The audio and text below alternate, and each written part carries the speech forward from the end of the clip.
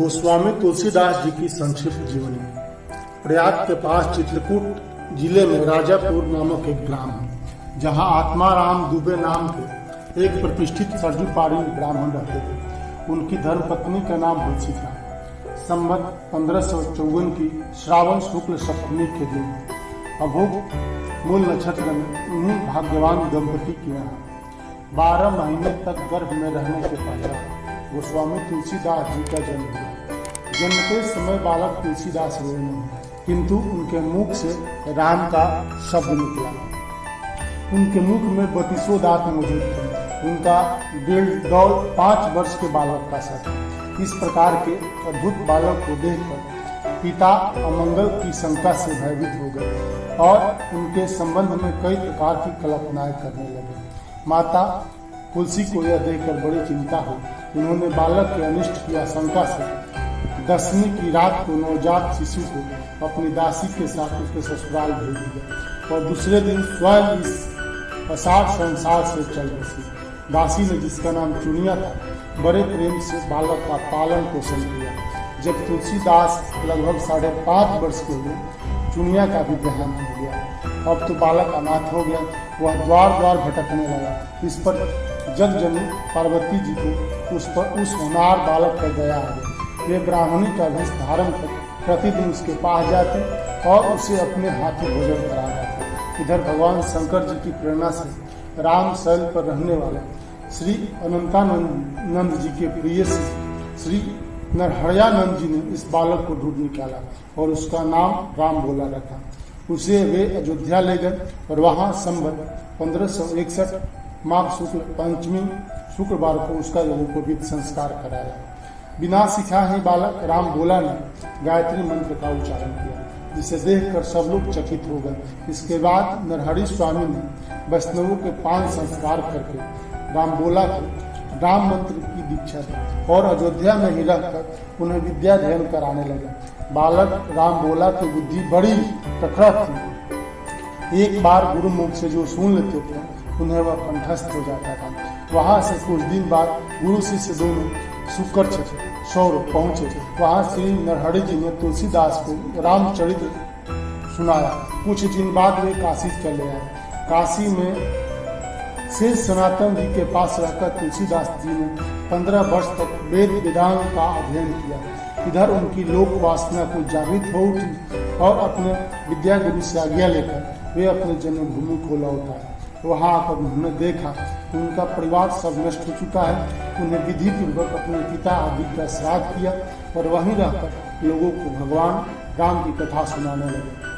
संवत 1583 ज्येष्ठ शुक्ल 13 गुरुवार को भारद्वाज गोत्र की एक सुंदर कन्या के साथ उनका विवाह हुआ और वे सुख पूर्वक अपनी नवविवाहिता वधू के साथ रहने लगे। एक बार उनकी स्त्री भाई के साथ अपने मायके चले गए। पीछे पीछे तुलसीदास जी भी वहां जा पहुंचे। उनकी पत्नी ने इस पर उन्हें बहुत धिक्कारा और कहा कि मेरे इस हार मांस के शरीर में जितनी तुम्हारी आसक्ति है, उससे आधी भी यदि भगवान में होती तो तुम्हारा बेड़ा पार हो गया होता। तुलसीदास जी को ये शब्द लग गए। वे एक क्षण भी नहीं रुके, तुरंत वहां से चल दिए। वहां से चलकर तुलसीदास जी प्रयाग आए। वहां उन्होंने गृहस्थ वेश का परित्याग कर साधु वेश ग्रहण किया। फिर तीर्थाटन करते हुए काशी पहुंचे। मान सरोवर के पास उन्हें काकभुसुंडी जी के दर्शन हुए। काशी में तुलसीदास जी राम कथा कहने लगे। वहां उन्हें एक दिन एक प्रेत मिला, जिसने उन्हें हनुमान जी का पता बतलाया। हनुमान जी से मिलकर तुलसीदास जी ने उनसे श्री रघुनाथ जी का दर्शन कराने की प्रार्थना की। हनुमान जी ने कहा, तुम्हें चित्रकूट में रघुनाथ जी के दर्शन होंगे। इस पर तुलसीदास जी चित्रकूट की ओर चल पड़े। चित्रकूट पहुंचकर राम घाट पर उन्होंने अपना आसन जमाया। एक दिन वे प्रदक्षिणा करने निकले थे। मार्ग में उन्हें श्री रामचंद्र के दर्शन हुए। उन्होंने देखा कि 2 बड़े ही सुंदर राजकुमार घोड़ों पर सवार होकर धनुष बाण लिए जा रहे हैं। तुलसीदास जी उन्हें देखकर मुग्ध हो गए, परंतु उन्हें पहचान न सके। पीछे से हनुमान जी ने आकर उन्हें सारा भेद बताया तो वे बड़ा पश्चाताप करने लगे। हनुमान जी ने उन्हें सांत्वना दी और कहा कि प्रातः काल फिर दर्शन होंगे। संवत 1607 की मौनी अमावस्या बुधवार के दिन उनके सामने भगवान श्री राम पुनः प्रकट हुए। उन्होंने बाल रूप में तुलसीदास जी से कहा, बाबा हमें चंदन दो। हनुमान जी ने सोचा वे इस बार भी धोखा न खा जाए, इसलिए उन्होंने तोते का रूप धारण करके यह दोहा कहा। चित्रकूट के घाट पर भई संतन की भी तुलसीदास चंदन घिसे तिलक देत रघुवीर। तुलसीदास जी उस अद्भुत छवि को निहार कर शरीर की शुद्धि भूल गए। भगवान ने अपने हाथ से चंदन लेकर अपने तथा तुलसीदास जी के मस्तक पर लगाया और अंतर्धान हो गए। संवत 1628 में ये हनुमान जी की आज्ञा से अयोध्या की ओर चल पड़े। उन दिनों प्रयाग में माघ मेला था, वहां कुछ दिन वे ठहर गए। पर्व के 6 दिन बाद एक बट वृक्ष के नीचे उन्हें भरद्वाज और याज्ञवल्क मुनि के दर्शन हुए। वहां उस समय वही कथा हो रही थी जो उन्होंने शुक्र क्षेत्र में अपने गुरु से सुनी थी। वहां से एक काशी चले आए। वहां प्रहलाद घाट पर एक ब्राह्मण के घर निवास किया। वहां उनके अंदर कवित शक्ति का स्फुरन हुआ और वे संस्कृत में पद रचना करने लगे। परंतु दिन में वे जितने पद रचते, रात्रि में वे सब लुप्त हो जाते। यह घटना रोज घटती। 8वें दिन तुलसीदास को स्वप्न हुआ। भगवान शंकर ने उन्हें आदेश दिया कि तुम अपनी भाषा में काव्य रचना करो। तुलसीदास जी की नींद उचट गई। वे उठकर बैठ गए। उसी समय भगवान शिव और पार्वती उनके सामने प्रकट हुए।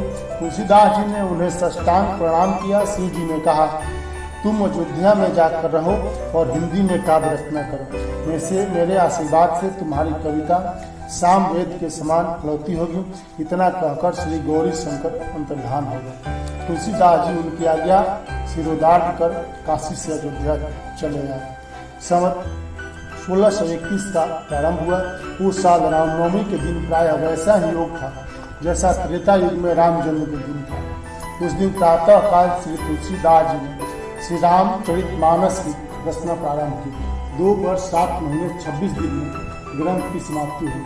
संवत 1633 के मार्ग से शुक्ल पक्ष में राम विवाह के दिन 7 कांड पूर्ण हुए। इसके बाद भगवान की आज्ञा से तुलसीदास जी काशी चले आए। वहां उन्होंने भगवान विश्वनाथ और माता अन्नपूर्णा को श्री रामचरितमानस सुनाया। रात को पुस्तक श्री विश्वनाथ जी के मंदिर में रख दी गई।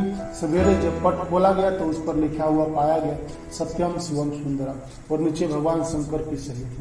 उस समय उपस्थित लोगों ने सत्यम शिवम सुंदरम की आवाज भी कानों से सुनी। इधर पंडितों ने जब यह बात सुनी तो उनके मन में ईर्ष्या उत्पन्न हुई।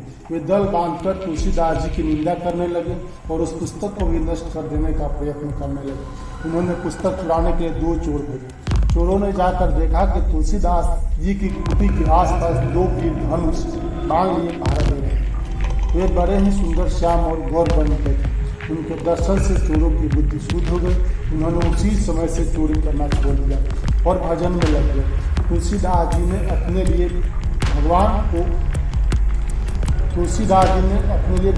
कष्ट हुआ जान कुटी का सारा सामान लुटा दिया। पुस्तक अपने मित्र टोडरमल के यहाँ रख दी। इसके बाद उन्होंने एक दूसरी प्रति लिखी। उसी के आधार पर दूसरी प्रतिलिपियां तैयार की जाने लगी।